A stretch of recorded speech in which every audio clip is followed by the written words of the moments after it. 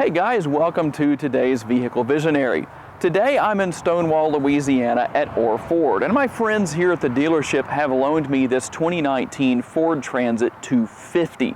And yeah, it is a 2019, and so it may not have the latest and greatest of what the 2020 has. There are some changes on the 2020 model, and maybe we'll feature that in a later video. But I will say this, to this point, this is the largest vehicle I've had the chance to feature here on Vehicle Visionary. So we're going to talk about the benefits of owning something like this and what it might do for your small business as far as the cargo space, how it handles on the road, and what you can find under the hood. And in the interest of fair reporting, while this may not be a 2020 model, it is a 2019, here's what's new on the 2019 model.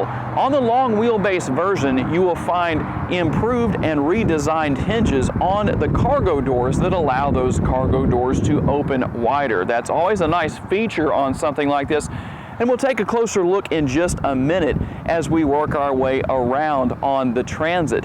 There are numerous engine configurations and a reasonable amount of power. And of course, depending on what style of Transit you get and the roof height and overall length of the Transit will determine how much cargo and space you can haul and have available. And here under the hood is the 3.7 liter V6. It puts out 275 horsepower and 260 foot-pounds of torque. This engine is mated to a 6-speed select shift automatic transmission. So let's talk cargo space, and of course, obviously, entering the cargo space, the rear doors do swing open pretty much completely out of the way.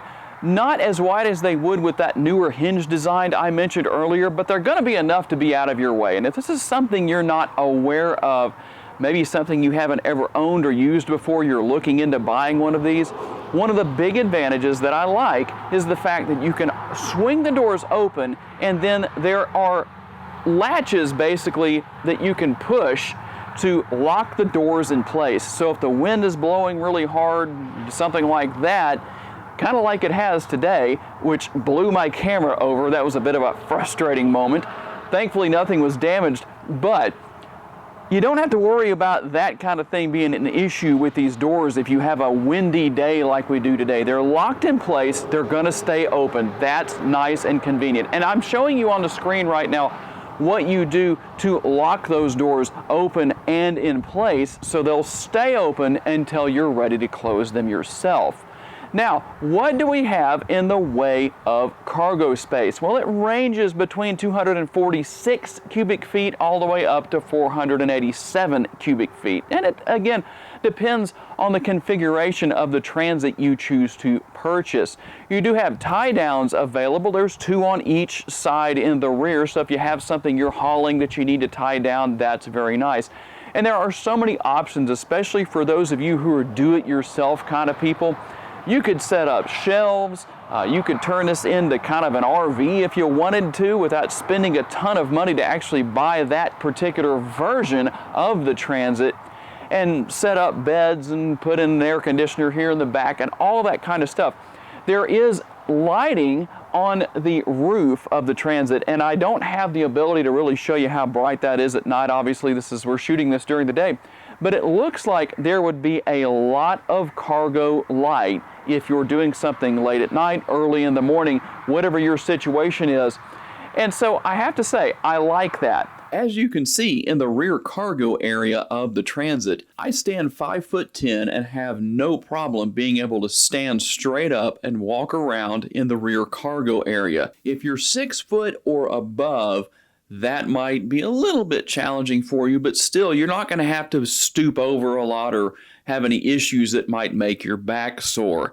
When it comes to the front seat, it's not overloaded with options, but then again, this particular model isn't meant to be. It's definitely going to do a great job as a work van, as something that you can haul cargo around with. And it does have fairly well road manners as far as its ride and handling for what it is. You will notice that there is a backup camera, and sensors that will help you out. Since you're only going to be able to drive with your side view mirrors when it comes to backing into a dock or wherever you may be loading or unloading, the backup camera is there, although be it that the screen is somewhat small but still effective, and the backup sensors will let you know when you start to get close to something that you might not want to back all the way up to.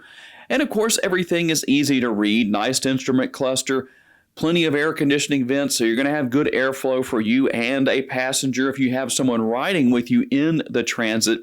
And everything is really easy to navigate, although there is no Sync 3 infotainment system, as I mentioned earlier in the video.